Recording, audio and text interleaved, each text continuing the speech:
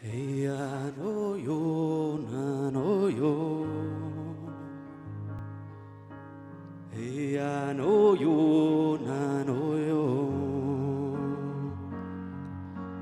Heya no yo na na ne ya no yo na na ne ya no yo na no yo. Man ne moi tan dat nam. Mo volpian hey an le yo na yo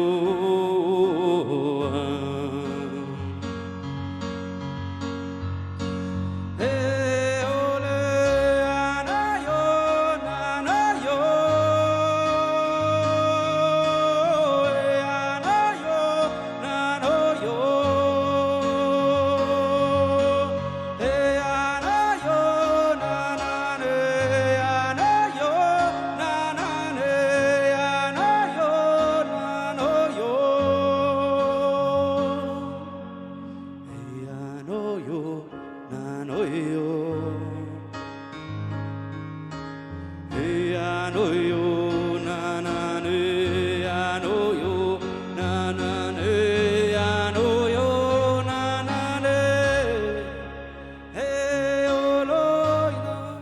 During my fieldwork in the Arctic, I was lucky enough to spend some time with the reindeer herders, the Sami reindeer herders. The Sami people are arguably the last remaining indigenous peoples of Europe. They live in the Arctic. That's their traditional land, they call it Sapmi, which spans from Norway over to Sweden, Finland, and into Russia. Traditionally, the Sami are reindeer herders, and this reindeer herding is still central to their culture, and reindeer herding today is kind of the totem activity with which many of the Sami identify themselves with. However, reindeer herding stands often in conflict with other industrial and economic activities up there, notably renewable energy production, mining, and forestry for wood and paper-based industries. So as part of my fieldwork, I was lucky enough to meet a few of the reindeer herders and go out on a kalvsmärkning, which is the traditional ear marking of the reindeer, of the newborn reindeer. Ownership of a reindeer is manifested by carving a very distinct pattern into the ear of the reindeer, and it's a deeply important and major cultural event where many of the Sami come together, they round up their reindeer, they count them, but it's also a very important social event.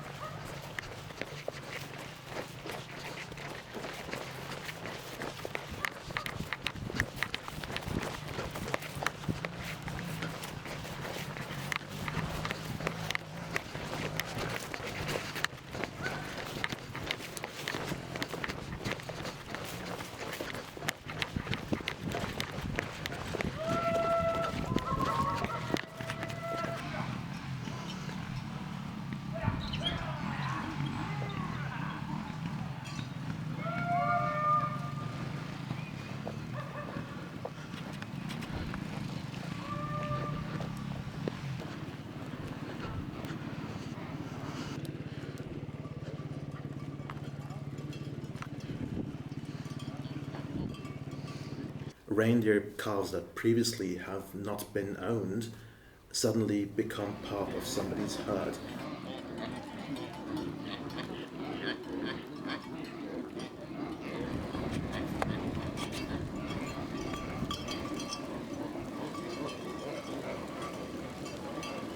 And especially for kids who don't really have a herd yet, often the parents will make slight alterations in their pattern and thereby giving the kids part of their reindeer herd. So it's a deeply important cultural event.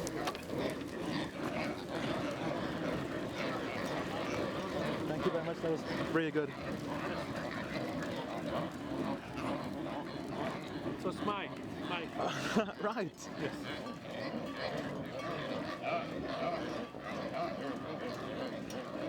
When I sat there with the reindeer herder talking about them, we talked about the issues they're facing.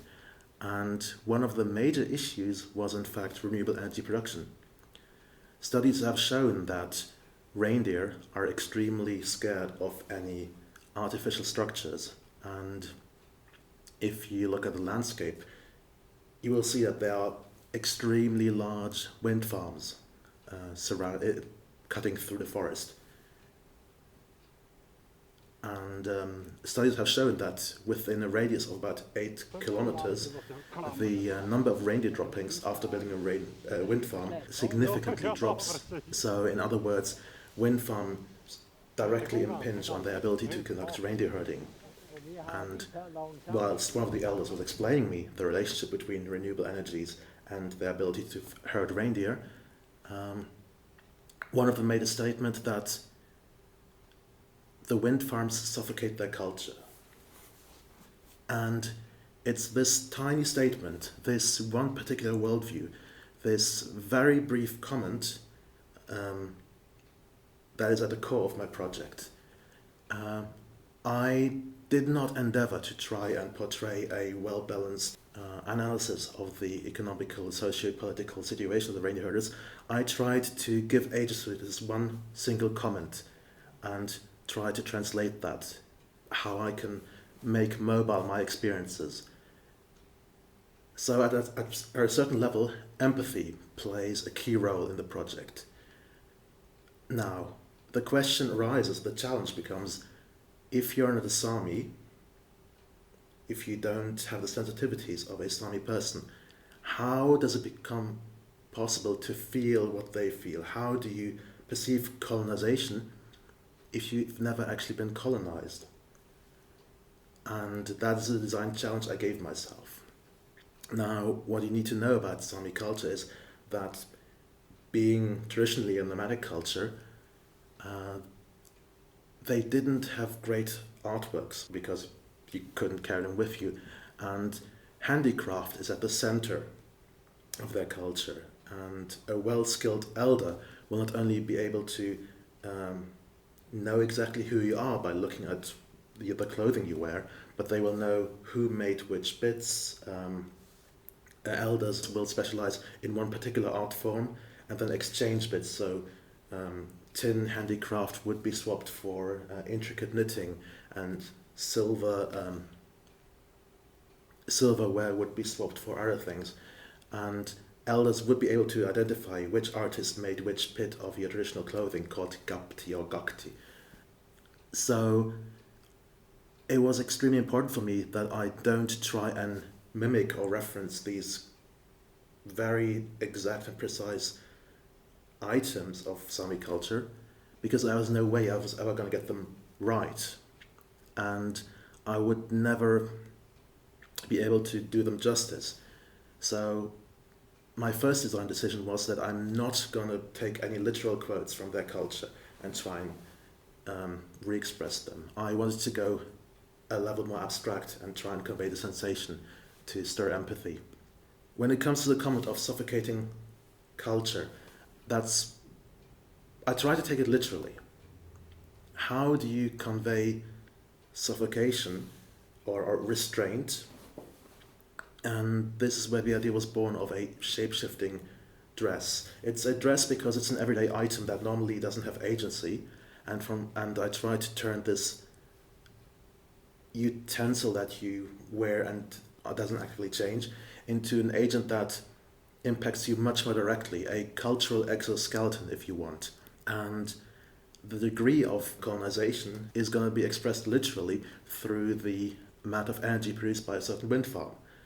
So the top layer of the dress, the restriction and release, is proportional to the wind energy produced at any given moment by that wind farm.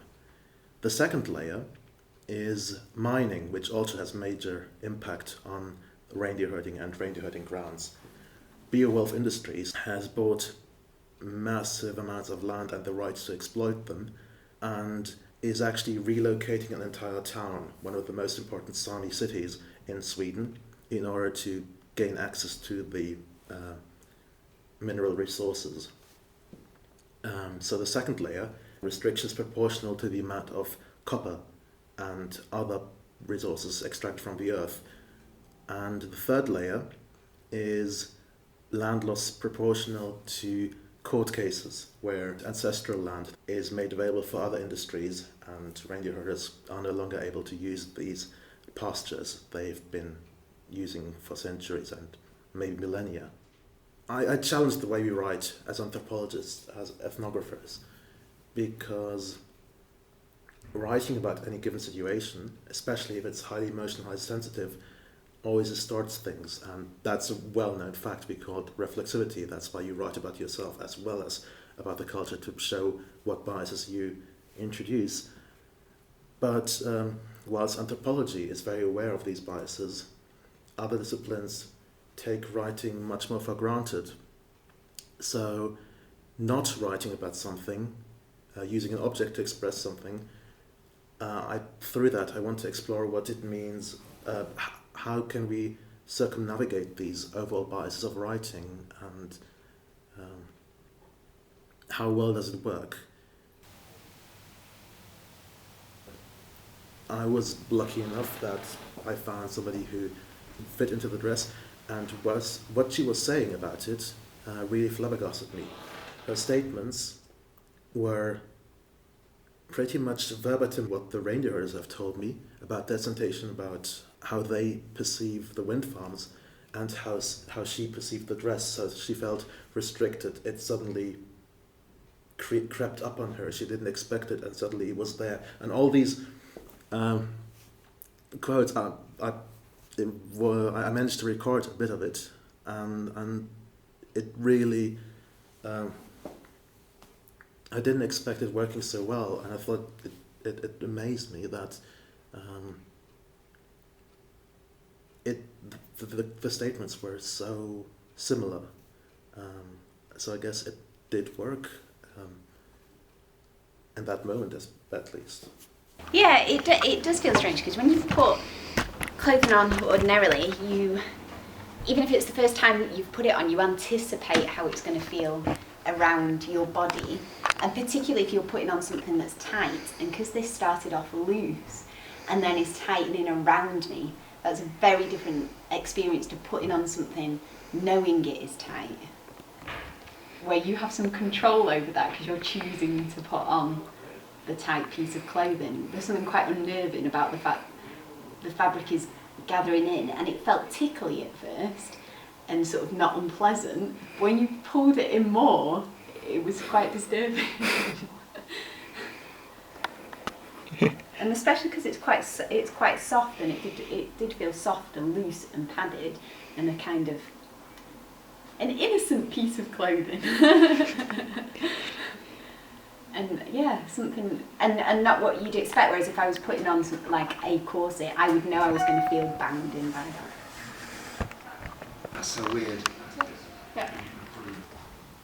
Ooh. So when you breathe out, it kind of takes up the spare. Yeah. So it squeezes out, and it kind of it hits a point of resistance, but then you breathe out, and then you can't breathe in anymore. Nothing. You're just staring at Google. Yeah, I just started staring at Google again because I need to find like shitloads of things like that and It's quite good actually that it's read through all of them. Yeah. Let me change then the bottom bit so suddenly it can move better. So, take out this thing. Ah, that makes such a difference. That's such a difference immediately. We're not used to our clothing transforming. Mm-hmm. You put it static normally. Mm-hmm. So the very fact that this is suddenly looser, and now I feel even freer than I would if I'd put it on and it had been like this in the first place, because now I'm noticing that difference. Mm-hmm. Yeah. It's like, yeah, so every step has an awareness with it that I'm not being constricted anymore. And it's a lovely feeling. But I imagine that if I wear it like this for a few more minutes, I'll totally adjust to the fact that this is what it's like, and then the difference would be in it tightening again. That would, this will become my normal for this piece of clothing quite quickly. It can't actually Yeah, squeeze that works. Yeah. when you're kind of holding your breath or Yeah. breathing out. Let- But when you let breathe this- in, let this gentleman know that you're gonna it takes go up for that and slack. see how much it has for social and then it's power. really hard to get it back. It's like you breathe out and you can't breathe back in again. I can't. I guess. No. I can't imagine what it's going to be like. I think with 3 in different places.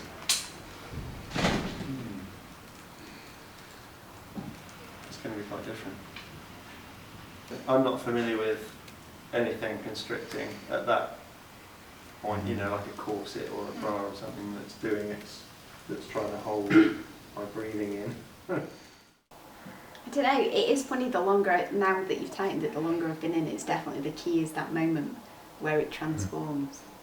And just to do with your expectation of what a piece of clothing is going to feel like.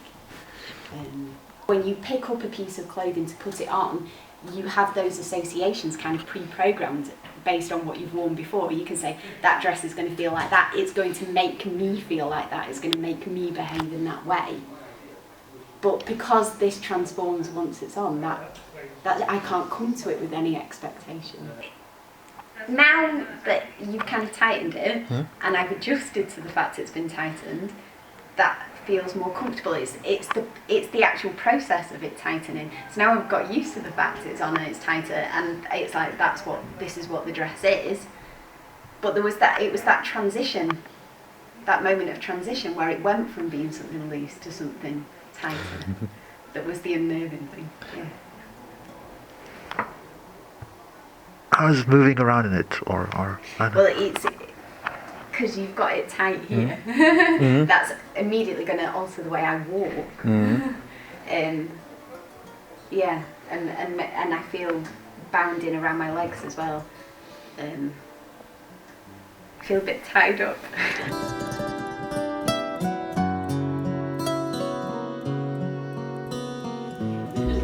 And that it's tighter, I have to concentrate more on how I'm stepping. I find it difficult to try and imagine to communicate a feeling, what it is like to live in another culture, if you haven't lived in another culture.